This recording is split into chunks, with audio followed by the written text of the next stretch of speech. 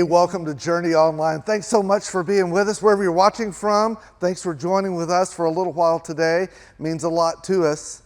For the last couple of weeks, I've had some thoughts going on, and it's in regard to this talk today. It has done so much to help me.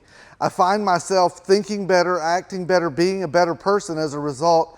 I hope it helps you as much as it's helped me, but even if it doesn't, I've gotten something out of it, so it's not a total loss. We're in a series, and the series is called My Story. And if we were to sum it up, maybe we could just do it this way.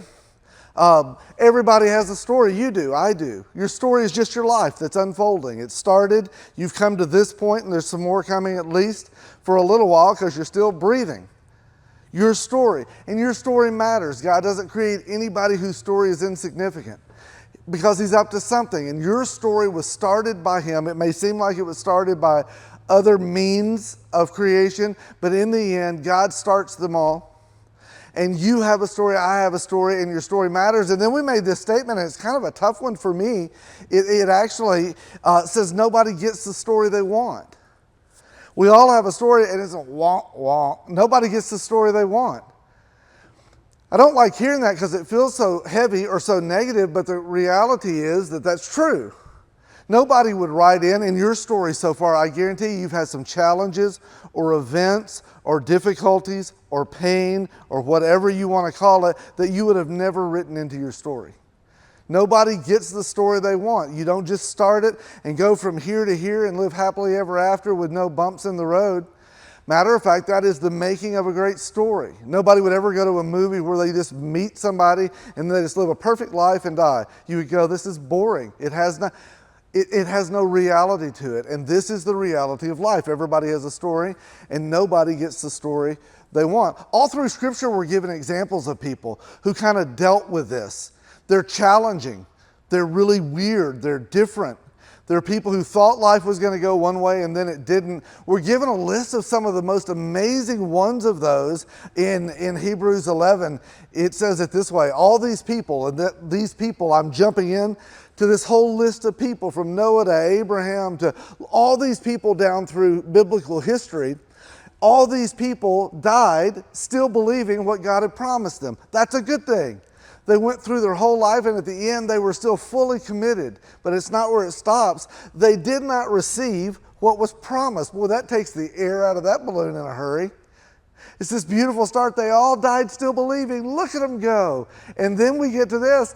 They never really received what was promised, but that's not the end for them either.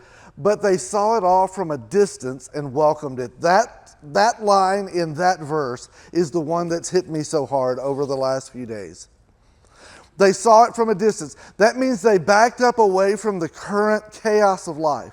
It means they backed up from their current reality. They backed up from all that is consuming you to survive and got you all week long. They backed up from the things that are exhausting you. They backed up, they saw it from a distance, and then here's this piece, and they welcomed it.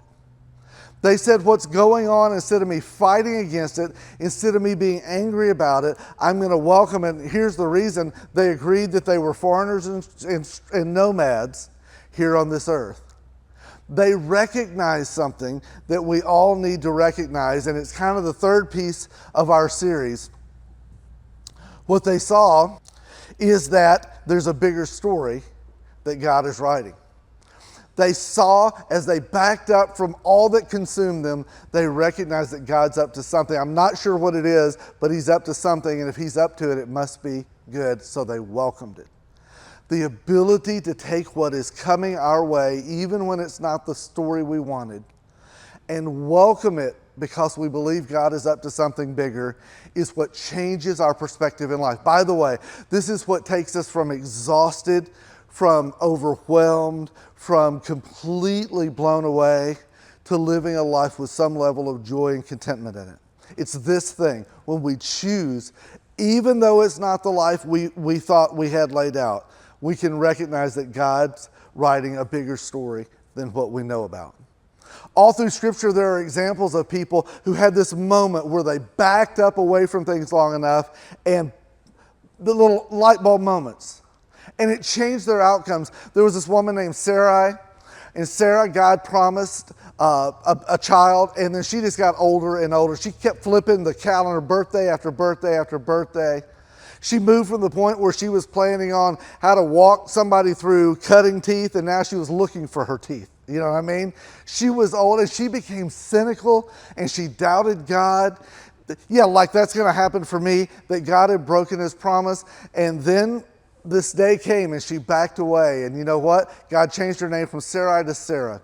She went from the doubter to the one who lived out what God had promised.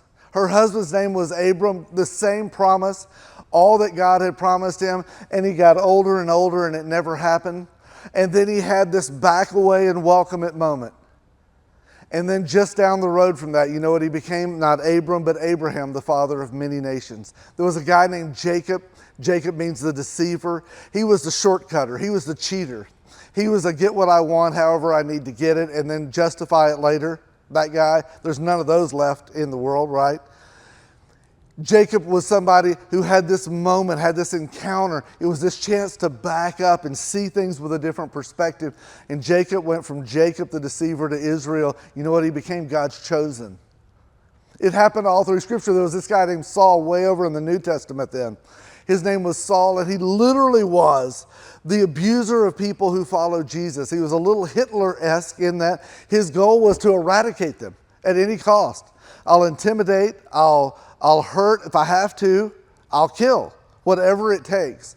And he has this encounter with God, and when he does, it allows him to back up.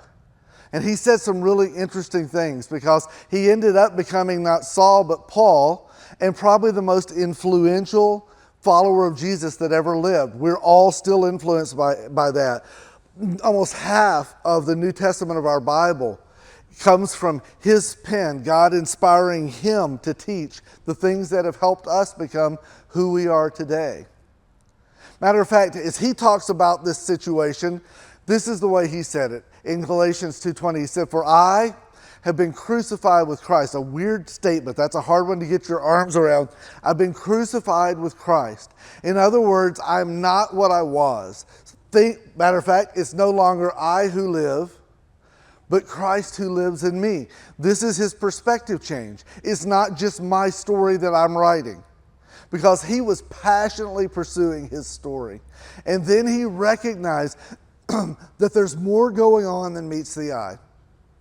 That God is up to something bigger, better, more important, and more lasting. Therefore, here's what I would say. It's no longer my story, I who live, but Christ living in me. It is God telling his story through me. It's hard to imagine this, but that is God's desire for you, and that is God's desire for me. It's for him to tell his story through you. His story will build a life in you that matters, that has significance. A life that you would dream of, even though it will go through some difficult times. So all of that talk has led me to a question, and I've heard the question posed, and it's been rattling around in my head the last couple of weeks, and really it's kind of wrecked me.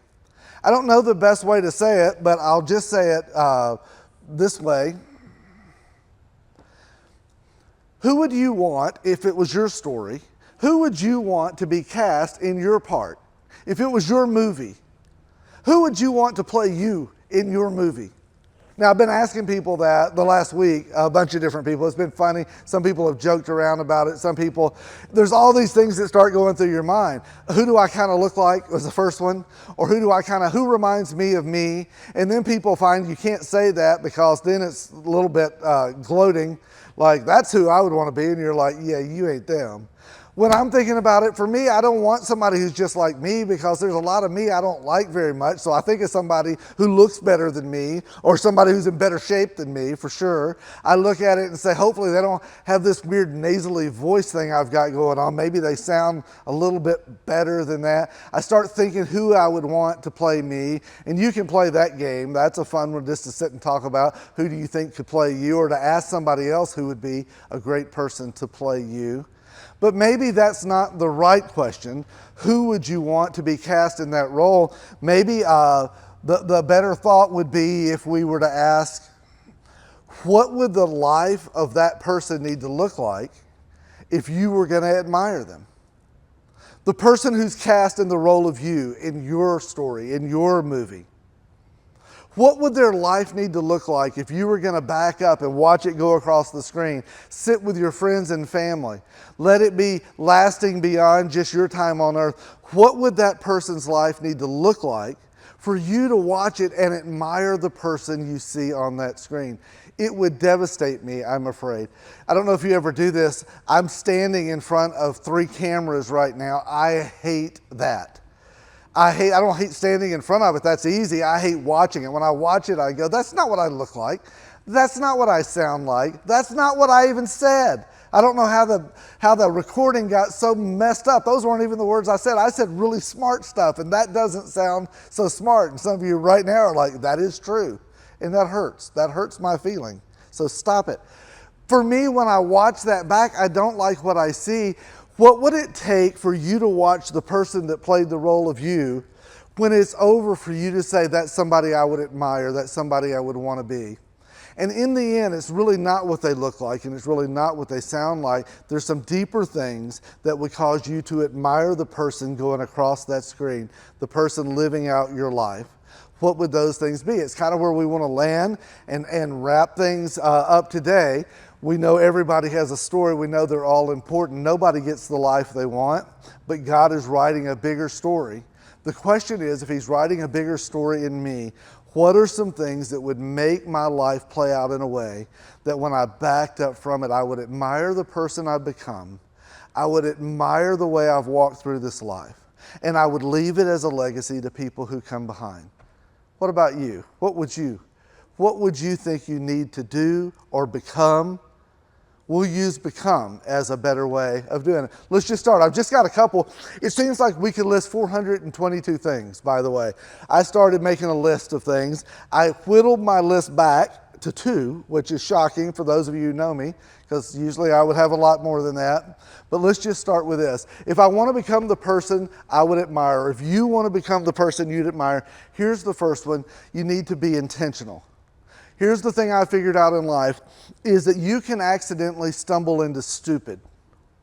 You don't have to try to do wrong things. You don't have to try to mess up your life.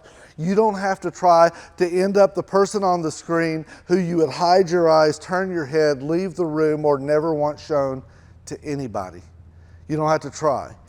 You can fall down a hill really easy. It's just hard to get to the mountain. You have to work to do it. So we start with this one, be intentional. Intentional in what way? Well, maybe the way we can start thinking about it is in this verse, Proverbs 23:7. It says, as a man or a person thinks in their heart, so they are. As a man thinks in his heart, so is he.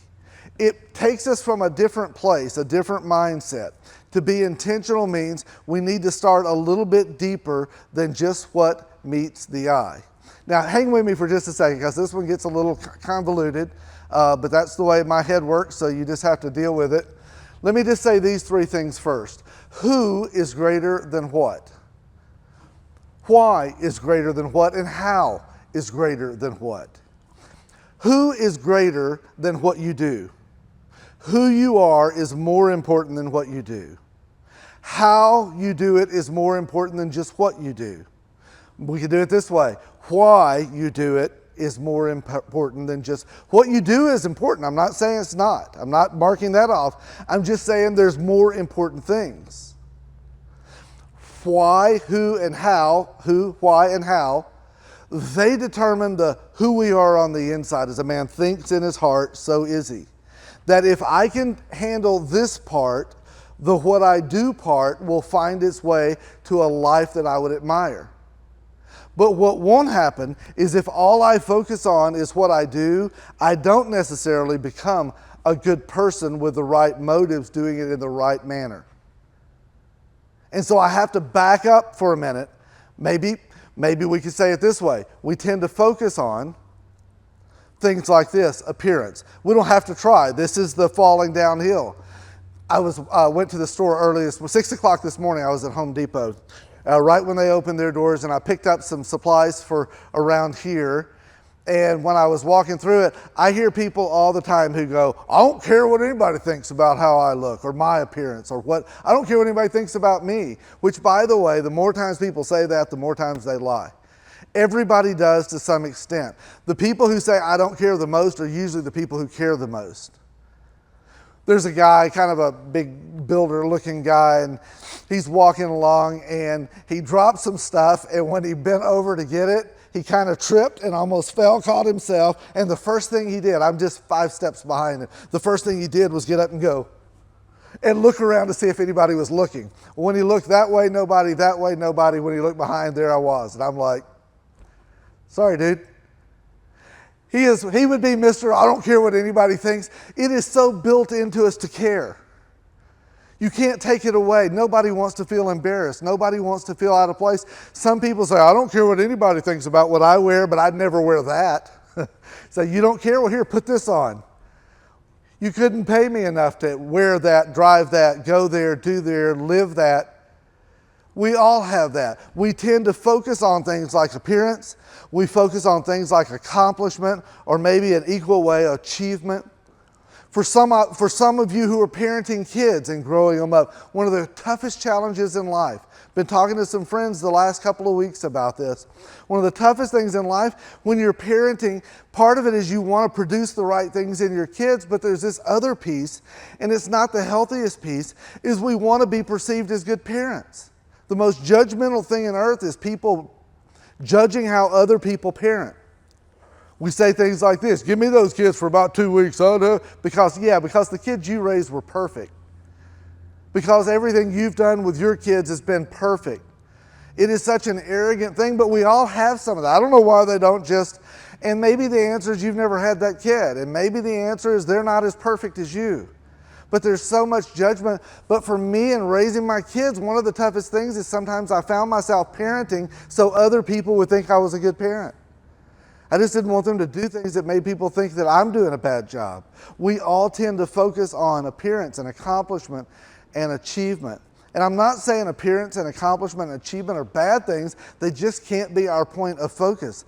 As a matter of fact, we've got to go to something bigger than that. That's why we said the who and the why and the how are more important than the what. It gets us to this, that character determines our motives. Who we are determines why we do what we do. Character is what determines that. That when God puts us on this earth, He is not trying to recreate our comfort and pad our landing. What God is doing is He's trying to develop our character. That is the story He's trying to tell. The person you'll watch on screen and be pleased with, be thrilled with, will be somebody of high character. The one you will admire won't be the person who could do the coolest stuff. It'll be the person, as you watch it, you go, I'd be proud to be that person. It'll come from character. And here's the crazy thing. Character determines motives, and motives outlive our actions. Long past the time you're here, what you'll be remembered for is not just the thing you did. It'll be why you did it, how you did it. It'll be the inward pieces of your life that show up, because when you back away from it, none of those one-off moments last. However, your motives outlive your action. The why you do what you do determines everything. It's a tough way to live, because sometimes we find people who are all dressed up and they act all good when everybody's looking. But underneath the surface, you realize that a lot of that was just their own selfish, their own sinful, their own, I want you to think better of me, not because I am good, because I just want you to think I'm something I'm not. When Jesus was on earth, He had time and grace and favor for almost everyone He dealt with. The only group that He really struggled with, and He turned a very different attitude toward them, were the pious, super religious people. And sometimes He said things about them, you just go, dang. He got real in a hurry with them. At one point, He's talking about the super religious who acted as if they were better than anybody else. And you know what He called them? He said, you are like whitewashed graves. On the outside, you've got a fresh coat of paint, but on the inside, you're rotting away. And he wasn't talking about what they were doing, because what they were doing looked good. He was talking about what was on the inside, and the story that is told about our lives when it flashes across that screen is not just a series of actions. Over time when you watch, the who you are and the why you do what you do is what becomes apparent. If we're going to live a life that we would admire, the person who plays us on screen, if you say what qualities would they have? They would have character above actions. They would have motives, not just outcomes. Because here's the truth, your motives eventually become your outcomes, and your motives will outlive your actions. Does that make sense? But what it takes for us in the middle of the chaos of life is to back up far enough to go, hang on. I know I'm trying to do all this stuff, but why am I doing it? Because if I can't behave, I can't modify my behavior enough to become a better person. So if I'm focused on behavior modification, and a lot of people who go to church, they are, quit saying those words, quit going that place, quit watching that deal, quit clicking on that, quit thinking that way, stop it, stop it, stop it, change your behavior. And when Jesus came, he said, I came to form you into a brand new creation. I didn't come to modify your behavior. I want to make you into someone different, because that someone different will outlive you. And what he's after is not behavior modification, it's character change. He wants to change us from the inside out. Sometimes we have to be intentional enough to back up and recognize why we're doing what we're doing. Does that make sense? You with me on that? If we want to admire the person on the screen, we're going to have to get beyond, I'm just going to try not to do that, not to say it, not to go, not to be. I'm going to have to change who I am, and that's my character. When I focus on that, I win. As a matter of fact, we can say be intentional as a starting point, and then be aware is the second. That's the second and the last. Be aware. Be aware of what? Well, there's a lot of things we need to be aware of. A few weeks ago, I read a verse, and it's been part of I've spoken on the verse. I've talked about it with people. I've read it in the Bible lots of times. It's even pretty familiar to people who aren't that familiar with the Bible. And it really comes at a spot where Jesus talks to a whole group of people, and he's kind of painting a picture of the future of someday when your life is played out on screen the way it's going to be. And he said, some of you think it's going to be, I'm going to come back and it's going to be like, you rock, dude. And it's going to be, who the heck are you? I don't know you. And some of them are just really confused. What are you talking about? We never did what you're talking about, or we never had an opportunity to do that. And he makes this statement right in the middle of it. He said, I tell you the truth.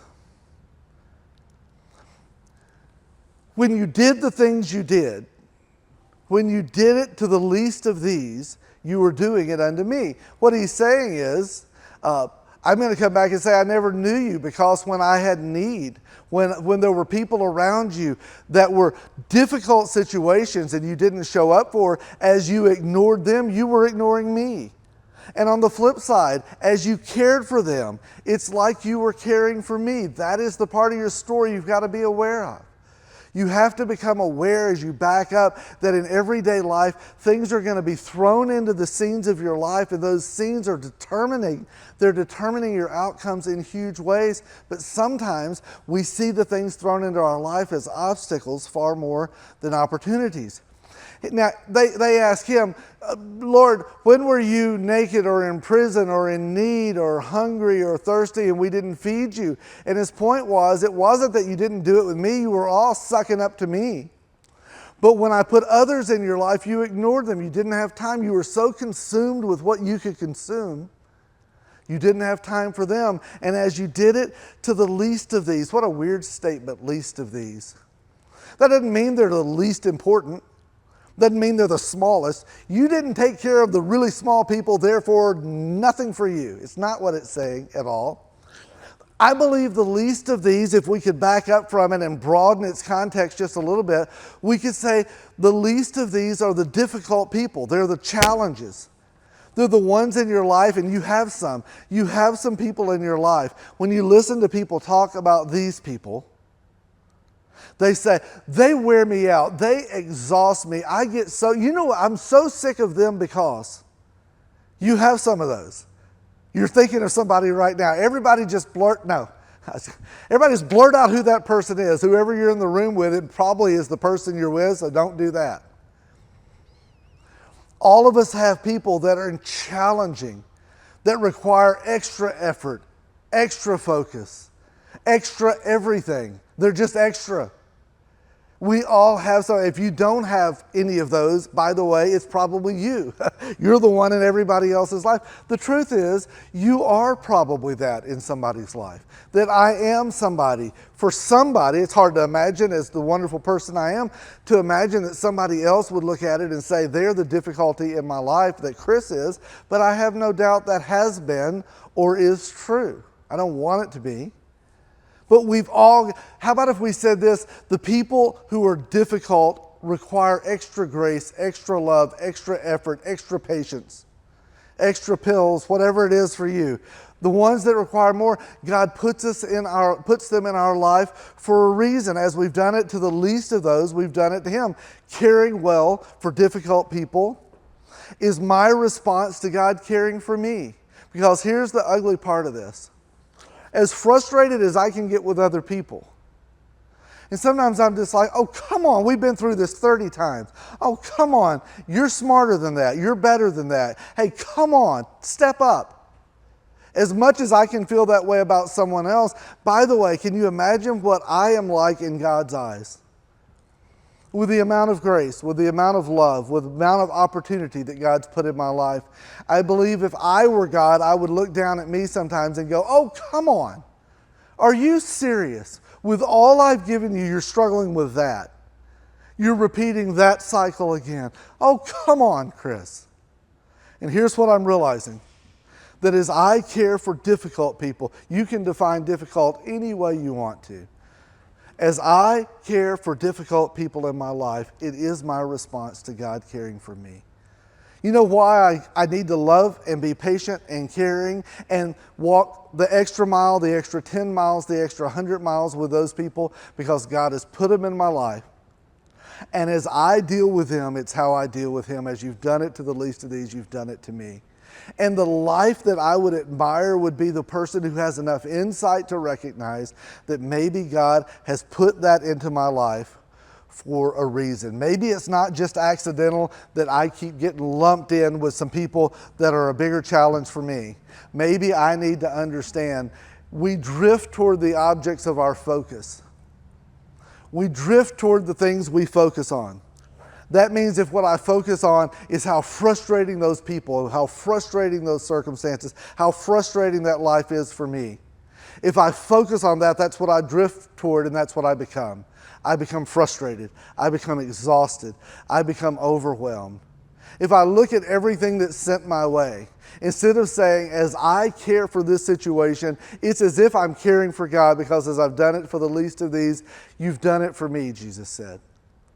If I can back up far enough to approach it and be aware that when this is going on, probably the reason God puts people like that in my life and in your life, in my situations and in your situations, is He is growing a better story out of you than you could ever tell. And He is setting you up to have a story that when you watch it on the screen, you could admire the person who played the role of you.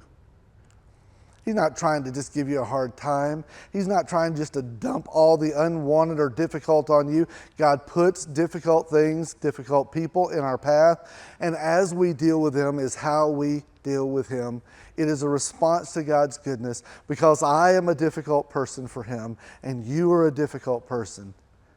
His perfection standard and your standard are far apart. And you know what He does? He deals with grace over and over and over. And He allows us to come back for the 100th time and say, I'm so sorry. I'll never, ever, I'll try so hard, over and over. And He welcomes us back with open arms.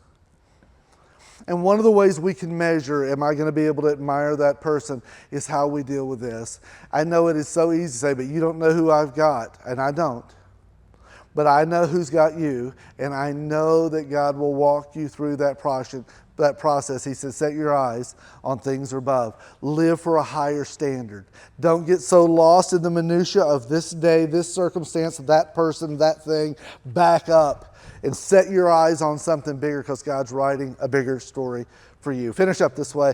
I heard a story told this week about a young family, and they were pretty poor. They were not poor, they were just hurting financially. Like, they were broke. They were too broke to do life. Somebody gave them some money and said, I want you guys to go take your family out and just go have a nice meal out. They go to a restaurant, dad, mom, a couple of kids. They get there, and the kids are just being kids. They're not like crazy out of control, but they're being kids. And this woman comes over to the table, and she just gets in the guy's face, and she literally curses him out. You're the worst parents I've ever seen. What's the matter with you? You're making this a horrible meal for everybody in the restaurant, and they're looking around. Nobody else seems to mind. What is her deal? And the guy goes, okay, fine, looks over at his server and says, hey, would you just box our food up? We'll just leave. I don't want to be in the middle of all this chaos. I don't want to be in the middle of drama. And the server's like, no, sir, that's not your fault. She's way out of line. He goes, no, just do that. They start boxing it all up, and while they're doing it, this woman walks up from across the restaurant, and she said, hey, listen, I just went and bought a gift certificate for you. This is ridiculous. You're being treated unfairly, and I want to give you this gift certificate to pay for your meal today. And I'm so sorry that happened. This is completely ridiculous. And he thanked her and was a little embarrassed that she would have to do that or that she would do that. And so he took it, he used the gift certificate to pay for his meal, and then he told his server, hey, the lady who came over and yelled at me, I'm going to use the money somebody else gave me and I'm going to pay for her meal. Would you just go tell her when it's time for her to check out that I paid for her meal? And the server's like, why would you do that? And he just says, hey, listen, it just seems like the right thing to do. It just seems like a good thing to do. He walks out to the parking lot and he's strapping his kids in. They're all getting in the car. And this woman comes out and she is just like weeping and red in the face. And it's the manager of the restaurant. And she goes, I am so embarrassed that this has happened to you in the place I manage. I'm so sorry. This is ridiculous. And then the server told me, you're paying for the meal of that weeping woman. Why would you do that? And the guy finally brings the name of Jesus into it. He said, because I'm a follower of Jesus. And some of Jesus' teachings is that we need to learn to love those who hurt us. We need to learn to love those even who are our enemies. We need to treat people the way that I would want to be treated. I want to treat people the way that I would honor God. She's like, I've never seen anything like that in my life. And the truth is, the man walked away. And if you watched his story on the big screen, you would say, I would admire that guy. Here's the crazy thing. When I hear that story, there's part of me that hates the way it ends. Paying for that woman's food. Matter of fact, I'll tell you what she can do with her food. That's where I end up. Or there's part of me that goes, I know this isn't something to be proud of. There's part of me that goes, yeah, do that and that'll show her. She's going to be humiliated. She's going to go, that guy's so much better than me. And that's not the reason you do it. It's not so I'll look better. It's not so it'll make her hurt more. It's not so it's just not. There's a piece of life that says I'm going to back up far enough away from my story to recognize what's going on. And what's going on is more than meets the eye, that God is writing something bigger into my story. And when He brings me circumstances, every one of those is an opportunity. As I care for those is the same way as if I'm caring for Him. As I do what's right, my character grows. And that's what God wants to create. He's not looking for the more comfortable life. He is looking for a character-filled life. And let me just say this. The story that I would admire on that screen comes from little reactions day after day when I include God in them. When I back up enough to be awake, aware, intentional about my life. Can I just say, over the next few days, you're going to hit some spots. There's going to be a difficult person. And you're going to want to go, I am so sick of them. And it's okay if you're sick of them. If it's me, it's okay if you're sick of me. You're probably right that they're difficult. I'm not trying to beat that up. I'm just trying to say, as you deal with them as if they were Jesus. Deal with them as if they were God's creation. Deal with them as if you would give them far more grace than they deserve. Because as you're dealing with them, it's exactly how God deals with you. It doesn't mean it's okay for them to do horrible things. It just means for your part of the story, you're going to play to a higher standard. I'm going to set my eyes on things above. Don't underestimate the story God is writing in you. God will give you opportunities today, tomorrow, the next day. I promise the world is filled with enough challenges. You will be given the opportunity. Step up. Show up.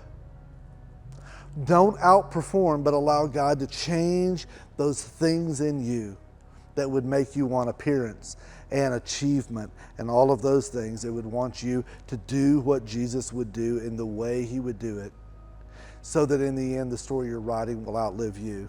Wouldn't that be what we all dream of? So God, help us with that. Help me get out of the middle of the drama of my right now and see life and welcome it and lean into the story you're writing instead of trying to get you to stop writing your story and write mine. Well, there's a big ask, so help me with that this week. In Jesus' name, amen. Thanks so much for watching.